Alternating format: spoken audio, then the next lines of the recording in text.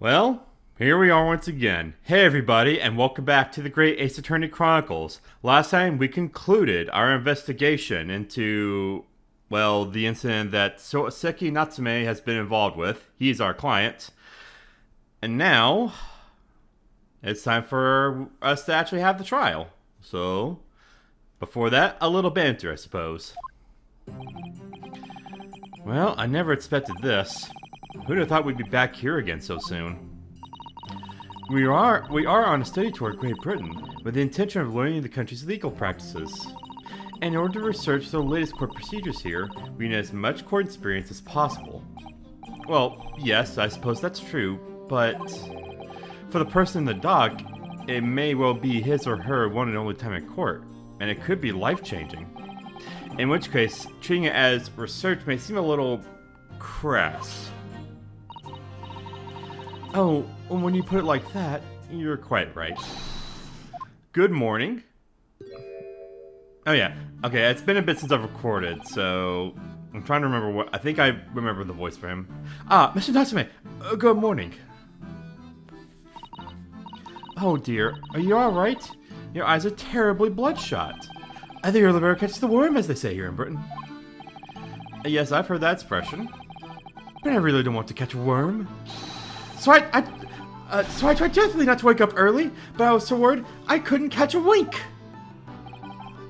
And now I'm absolutely exhausted as a result.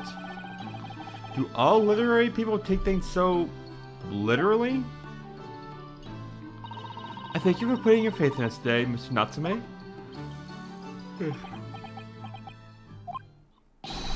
I wish I had 9 lives. My whole future hangs in the balance. I'm too terrified to tremble. Really? Because I can feel tremors in the floor.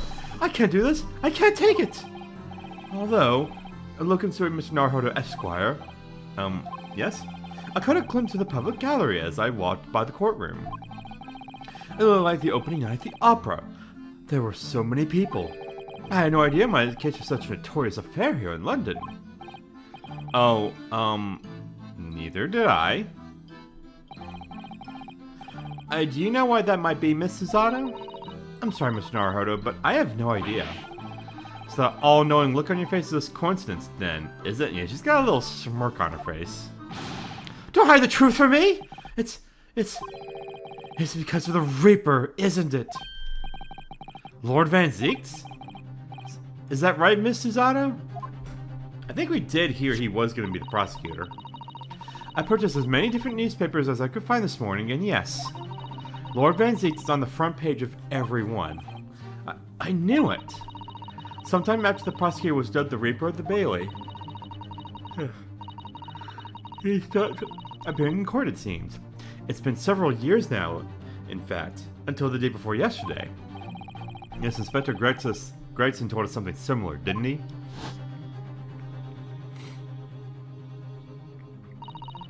A trial 2 days ago marked Lord Van Zieks' return to the courtroom after a very long hiatus. The trial of Magnus McGilden. Ugh, what a harrowing experience that was, yeah.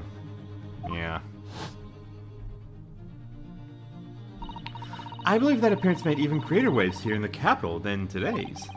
But we wouldn't have realized, of course, having only just arrived in the country. Why is the Reaper back in the Bailey so soon for what appears to be a mundane murder? That's the question the papers are asking, and they're all speculating various answers. Excuse me. I'm already yawning, right? Mundane? Mundane? It's the most significant saga of the century to some of us. Oh dear, I meant no offense, Mr. Natsume, but that is how the papers are describing it. Well, unless we also forget the fact that it could spark an international incident. Obviously, the reappearance of this infamous prosecutor has caught people's attention. But there's also another blatant similarity with the trial of 2 days ago. Yes, I agree. Look, considered Mr. Naruhodo Esquire. It's you. Me? Well, I suppose that's true. Both times it is you who stands against this legendary prosecutor. It can only mean that you're friends with the Reaper! No. Please, I don't rub shoulders with Deathbringers. I'm afraid that there's really only one other explanation. It can only be another example, Mr. Naruhodo, of your uncommon bad luck. Thanks for that. Oh, this is just my luck. Why must I be represented by a man with such frail fortune? By the least lucky lawyer alive! Well, let's not forget that it was you, Mr. Natsume, who asked me to represent you. Yeah? Yes, it's true that I'm just a student, new to London, with little in the way of experience or skills, or luck. But I promise you this. I will fight your corner until the bitter end, and I will believe in you, Mr. Natsume. Oh, benevolent-looking student, Mr. Naruhodo Esquire. You're not alone here with us, Mr. Natsume. Whatever happens, we will always be on your side. Oh, benevolent non-locum Assisimus Mikotoba Esquirus. That is a mouthful. I am in your debt forever! I shall never forget this great kindness for— Oh, I got cut off. Mr. Natsume, counsel for the defense. The court session is about to begin. Kindly make your way into the courtroom at once. Alright then, Mr. Natsume. It's time. Let's go. Ugh. God, what? I cannot be yawning this much. Good God. This is it. My second appearance in a British courtroom. And my second trial against the Reaper.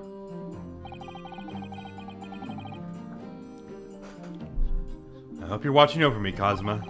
Because this time, I won't let my faith waver. I'll believe in my client to the last. Just like you believed in me. I believe I can do this now. I'm ready for this fight. Yeah. Let's do it.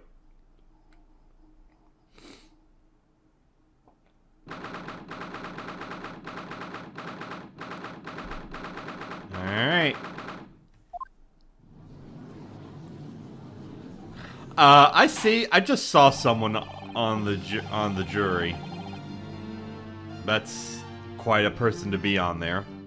In the name of Her Majesty the Queen, I hereby declare this court to be in session.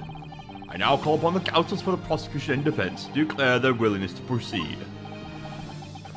Okay, it's been a bit. Let's try this again. The prosecution is fully prepared, my lord. The defense is ready, my lord. The Nipponese are truly a fascinating breed. Sorry, what? Lord Strongheart just told me all about you. That you are a student who arrived in London but 2 days ago. A mere amateur. Do you have a point? Being a compatriot, you feel compelled to try to help the accused, I suppose. Typical Nipponese arrogance. Forgive me, but I do not believe arrogance is an appropriate description. Suzato-san? After all, at our previous encounter, the defendant was found to be innocent.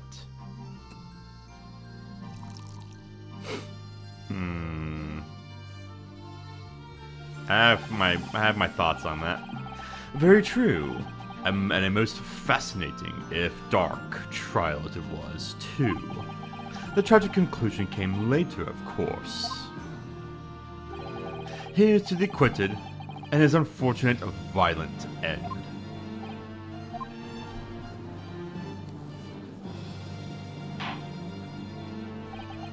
Thank you, counsels. I see both sides are in fine fettle. Now, ladies and gentlemen of the jury, are you ready to carry out your duties here in the court as impartial members of the public? Yeah, it's him again. Oh God, what was his voice? You never know, you might be down on your luck, but I believe in fair play for everyone. Well, I must warn you, I'm rather more ruthless than I appear. Oh, well, not me. What you see is what you get. I'm a peace-loving fellow. Oh, hang on, I just noticed you. What are you doing up there? I'm afraid to say I think it's quite possible that mustache foreigner did the deed. Did we see you too? No, and I think we saw someone else. Come on, what are we waiting for? Oh, doubt he did it anyway. Eh? Sorry? Didn't quite catch that. I don't even know. I don't even know what voice would be good for him. Very well, let us proceed. Your opening statement, if you please, Lord Van Zeeks. Very recently, Great Britain signed an alliance with the rising power in the Far East. The accused in the dock today is a student from that same land, a certain Mr. Soseki Natsume. And while our country has extended this foreign student the warmest of welcomes, regrettably, the kindness has not been returned. In fact, this student is accused of a most sinister act. Of plunging a knife into the back of an innocent woman who was doing nothing but walking down the street. A knife crime? I tell from bitter experience those are the worst. Bloody oath they are. Just look at that sour complexion and short stature. He's one of those dreadful Japanese. Come on, let's get this over with. With me now, everyone. 1, 2, 3. Sorry? Didn't quite catch that. Pray forgive the discourtesy of smashing my hallowed chalice here in this great chamber. Allow me to call the first witness to the stand. Very well. Phyllis, lead the inspector in, please. Aye, Gregson. Your name and occupation, please. Oh, God. What was my voice for him? Yes, sir. Tobias Gregson, Detective Inspector at Scotland Yard. Would you please summarize the events of the case for the court, Inspector? The victim is thought to be a young woman in her 20s by the name of Olive Green. I beg your pardon, Inspector. Thought to be? Yes, having been stabbed in the back by her attacker's knife, the victim fell unconscious. That was 3 days ago now, and she's been comatose ever since. What? So they don't even know who she is for sure? Comatose. I see, but her life is not in danger. Fortunately for the Eastern student, the charge will not be murder. Pray, elaborate on the details, Inspector. Sir, if I could ask everyone to look at the street map. As I mentioned, the incident took place 3 days ago, at around 5 in the afternoon. It happened on the pavement running alongside Briar Road, a wide thoroughfare for horse-drawn vehicles. It had not long since stopped snowing as the victim, Miss Green, was walking down the street. Out of the blue, she was approached from behind by the accused and stabbed in the back. Luckily, the young lady's life was spared, and she's currently being treated in one of the city's hospitals. But being unconscious as she is, we've been unable to take a statement from her, of course. This is the case file with everything we know about the victim so far. Thank you, Inspector. Court will accept the documents as evidence, if you please. Yeah, is there any more to read on that? Bolt of the weapon that was used. Hold on a second. Let me read that. Okay.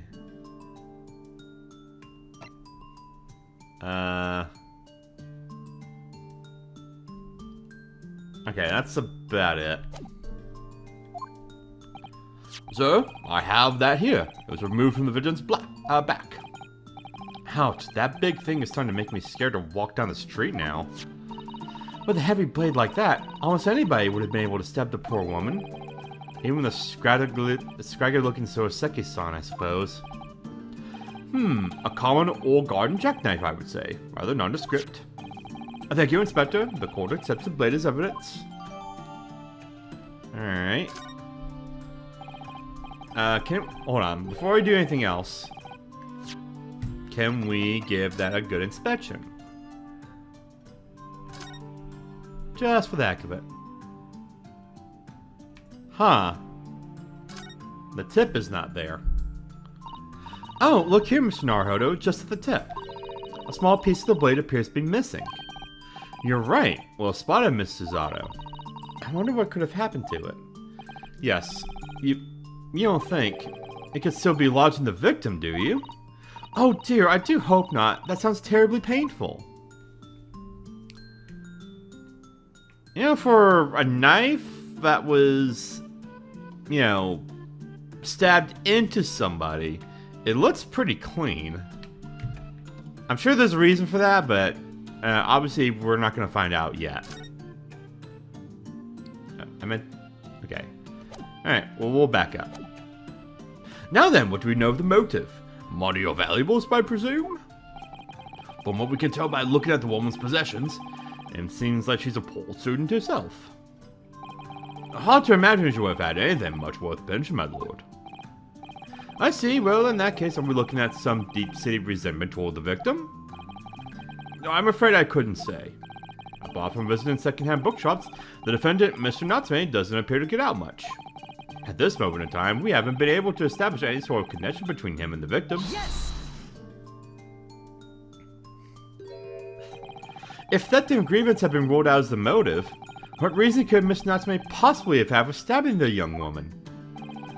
Yet you arrested the man in spite of that, in a totally unjustified and heavy-handed way. Objection! He just tossed the entire bottle back there. Pray forgive the discourtesy of flinging a freshly uncorked bottle into the public gallery. But your words have soured its hallowed bouquet. For it is you, my learned friend, who is being heavy-handed here. What? Scotland Yard does not arrest people without good cause. That should be beyond question. Inspector Gregson, the prosecution calls for your formal testimony. Explain to the court precisely why the constabulary... Constabulary? I don't know. Why the constabulary came to arrest the Nipponi student. Yes, sir. Alright. So, like, yeah, do we have a motive at all? Alright, Mr. Natsume's arrest. As I said, it was 5 o'clock in the afternoon when this incident occurred. And there was an unusually light fog. Visibility was reasonably good, and there was no one else about but the victim and the accused. Out of the blue, the victim was stabbed from behind and subsequently collapsed on the pavement. Hold on, something he said about the fog. I could really swear someone said differently. That there was a heavy fog. I don't know. The accused ran off, scattering his belongings all over the floor. Those being a number of old books he just bought. He was on his way home from a bookshop, it seems. It was just a matter of working out who the books belonged to, and we found the bloke to arrest him.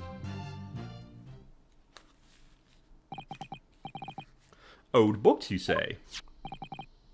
Yes, my lord. I have a photograph here of the scene of the crime, taken immediately after the incident. Oh, damn, look, this one's in color. Before it was just black and white, but we got actual color now. Ah, yes, I can clearly see the books to which you are referring. I will take that photograph and print as evidence, please, Inspector. Alright, I'd like to have a look at that too. You Nipponis are a spineless breed, too cowardly to admit defeat. Denying everything despite overwhelming evidence to the contrary. I actually want to look at that photo real quick. Yeah, so there's the knife.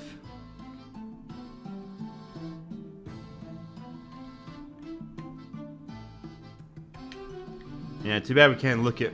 Too bad we can't inspect individual parts of the photograph. Oh well. Well, forgive me, Lord Van Zietz, but the defendant is not denying everything, as you put it.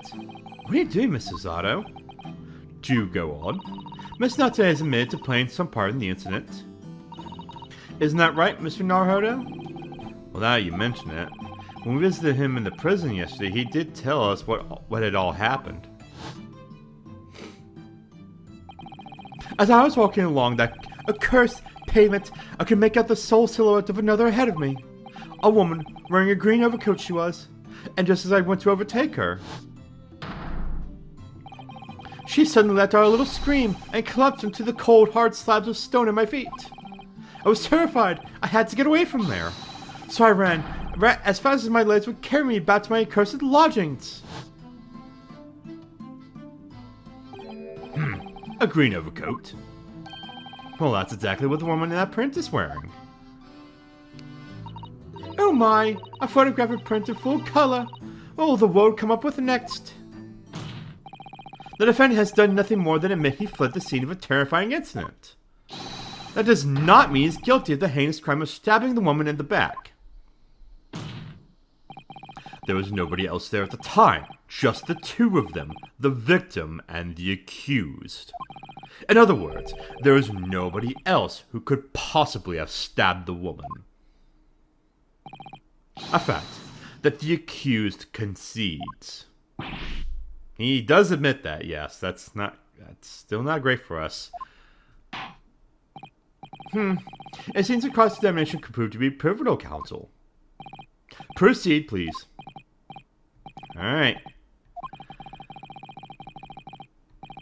Alright, let's see what we can get out of Gregson. Because I don't see anything in there that's contradicted by evidence. Well, we'll just press everything. At least for the time being. A light fog, you say? Well, light for London. You could see the opposite side of the street for once. Not much farther, though. That's a light, is it? Around these parts, yes. Not something I'd expect a Japanese fellow like yourself to know, of course.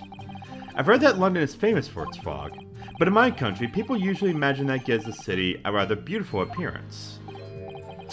How quaint. Yes, well, it's all something us Londoners tend to romanticize. As I expect you can appreciate. I see. At this time of year, the fog causes a large number of accidents, especially when it's heavy. Sometimes you can't even see your own hand at the end of your arm. Indeed, the other day I was very nearly trampled by horses before I could see the carriage they were pulling. Cesare-san and I should definitely remember to stop, look, and listen. However, on the day that concerns us, the fog was somewhat lighter than usual.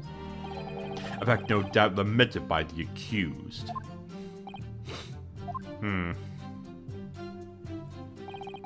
Visibility was reasonably good, and there's no one else but the victim and the accused, yeah. I'm really hoping that's not the case. There's more people there. How are you able to state that with any certainty? Quite simply, my learned friend. Because that is what the witnesses to this crime have told us. Oh, let's hear from them then. Ah yes, Inspector Gregson mentioned the witnesses yesterday, didn't he? That's right. One of them is a policeman, I believe, from Scotland Yard. That is correct, ma'am. Then we must hear their testimony. The prosecution will, of course, call them to the stand, should it be necessary. But wait a minute. At 5 o'clock in the afternoon, in the middle of winter, it would have been dark already. No matter how light the fog might have been, no one could have seen. I'm unaware of the situation on your tiny island in the east. But here in the capital city of Great Britain, all main roads are illuminated in the night by gas streetlights. The prosecution believes there would have been ample light by which to witness the crime. Quite. Here in London, for the first time in history, mankind has completely conquered the darkness. Which means we really need to hear those witness statements. If I could just get through the fog of this cross-examination, maybe we'll be able to. It seems the counsel for the defense is taking stock. Continue with your testimony, Inspector. Okay, victim was stabbed from behind and subsequently collapsed on the pavement. Alright, tell us more about that. From behind, you say? Yep. Yeah, so she was stabbed from behind. Handle weapon is clear. Yeah, can I look at something?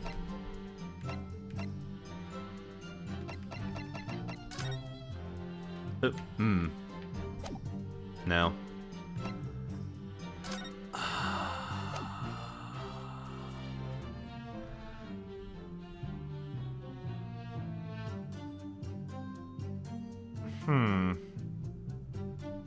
I need some more information. No, I need some more information. Oh, dang it.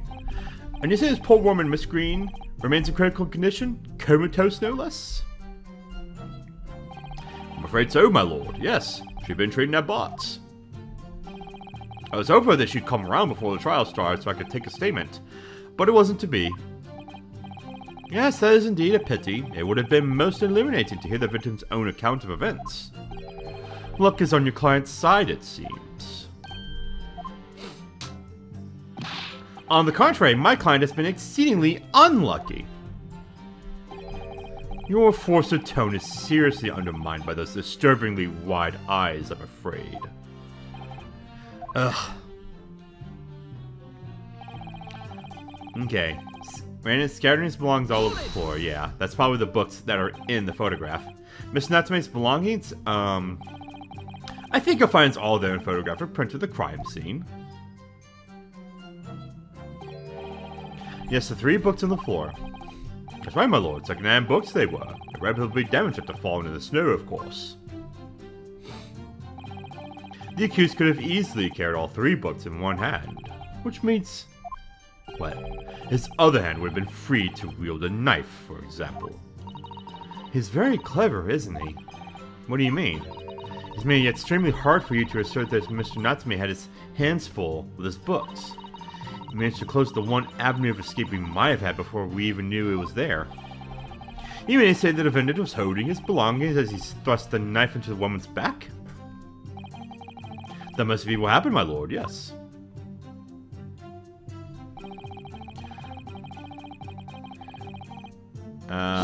I guess we could ask about the books. The defendant apparently visits a secondhand bookshop on a daily basis. I mean, I'm assuming that's where this is gonna go. Yes, so I understand. A shop full of old English literature. I commend the accused on the lofty subject matter of his scholarly attention. The boat's room is stacked full to ceiling with those musty old books. Yeah. Can you tell us more about the bookshop in question, please, Inspector? Well, if I must, I'll have to ask you to look at the street map again, I'm afraid. Okay, then.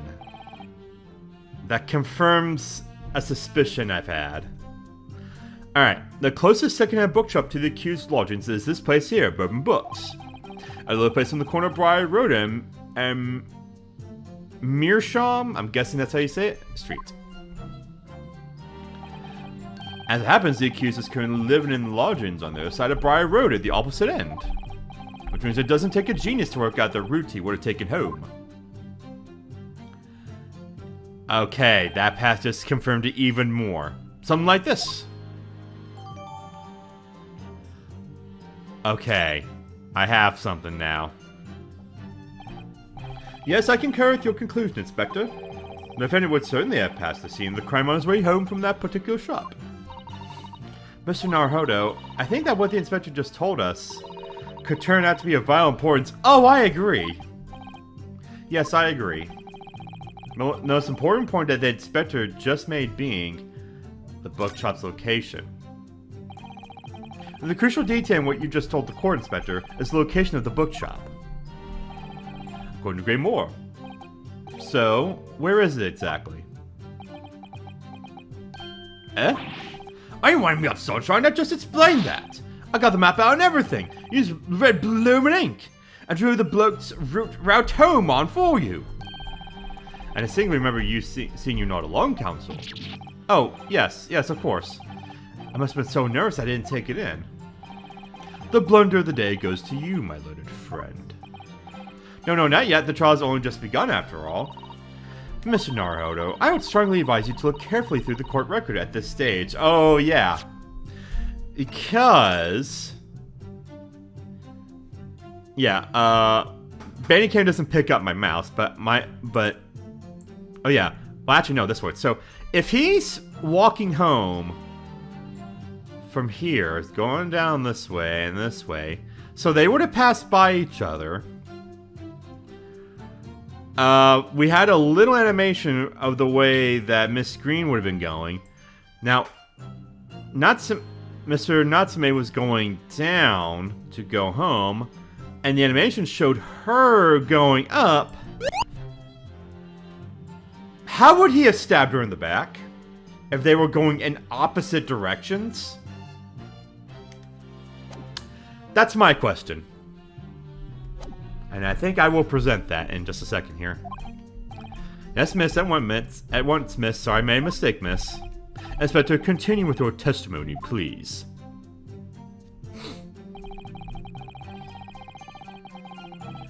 Yeah. I mean, I guess I can ask more about the books, maybe, if that's where this goes. You asked for the help of the famous Detective Sherlock Holmes to locate the defendant, I believe. He doesn't wanna. Stuff and nonsense. Sorry?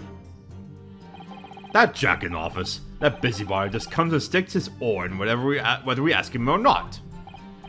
But according to what I have here, Mr. Holmes was shown to the scene by Scotland Yard detectives. Well, that was nothing to do with me. The lads at the scene must have done it without my permission. I tell them time and time again, whenever something happens, send word to headquarters. Then follow your blooming instructions. I see. If that meddler gets his hands on any details, well, I'll be written in Rant's magazine next month. You can bet your last farthing that I'll be in there too, stripped of all my hard work on the case. Yes, Mr. Holmes. Oh, Mr. Holmes. Aren't you clever, Mr. Holmes? That's all the things I'll be getting. Inspector, if the man is proven detrimental to Yard's activities, perhaps I should step in and deal with him. Ah! It appears Inspector Gregson is lost for words. Yes, the Reaper's words carry a lot of weight, obviously. Anyway, the point is this. That little Japanese bloke's already admitted to it. He admitted that those books all over the pavement at the scene were the ones he bought that day.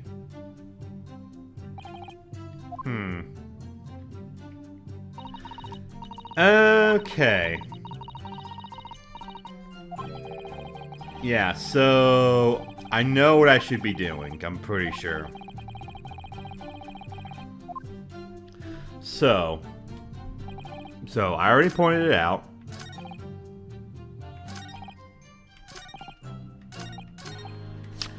So, objection. That's not the right one. Okay. Let's just consider the implications of the statement for a moment, shall we? I at least want to read this out. More implications, counsel. Nothing strikes me about it. Exactly. There's nothing striking about it. What starts to strike me is your propensity for the inane, however. Ugh. Let me clear my head or come at this again from a different angle.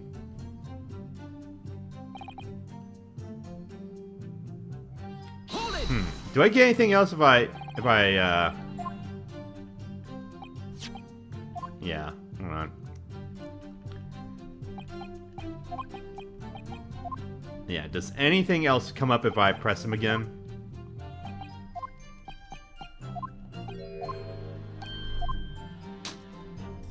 No.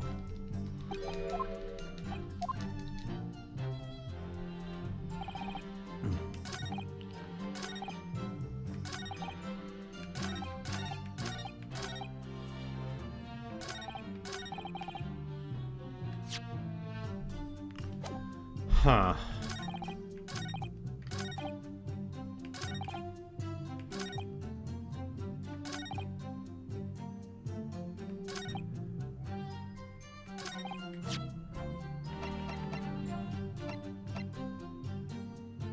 Objection.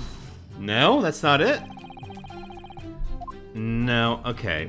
I'm confused then. Because I know what the problem is. Now I'm just wondering if I should be presenting evidence or pressing a statement again. Hold it. Hold on, let's just see what happens if I press again.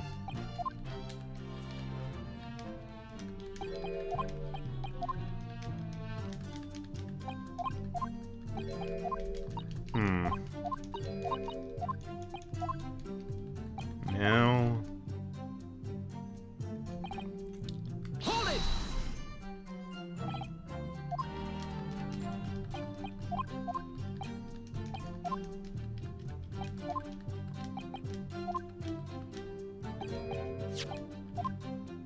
Yeah, so we already went over this.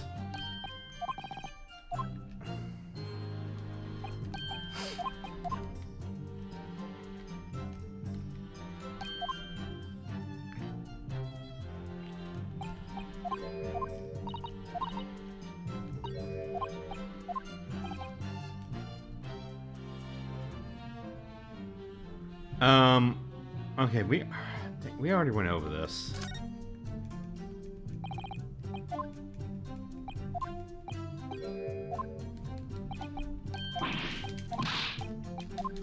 Okay, what am I missing here?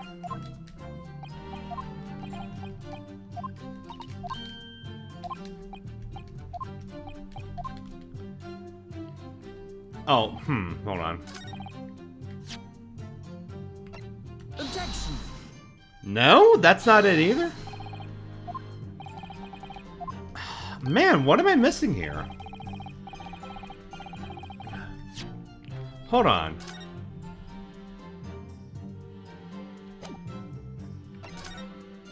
Oh, wait a minute now. No, hold on. No. Hold on. No, never mind. I was wrong. Well, I mean, I think I'm still on the right. I think I'm getting a bit ahead of the game here. But no, his receipt is for a different bookstore entirely. No, hold on. No. Give me the name, actually. Sorry, so on the map is Bourbon Books. They're saying that's the one he went to, but basically his receipt is for a different bookstore.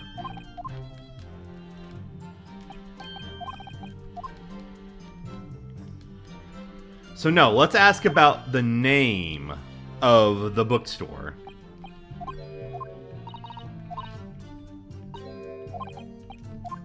Okay. No, give us the name, actually. Inspector Gregson, may I ask you a favor? What? Would you kindly add the name of the bookshop to your formal testimony, please? I believe it may be of vital importance. Maybe? Oh, well, you know, I mean, yes, it could be a very important clue. Very well, although I can see it being of any great significance. Please provide your testimony accordingly, Inspector.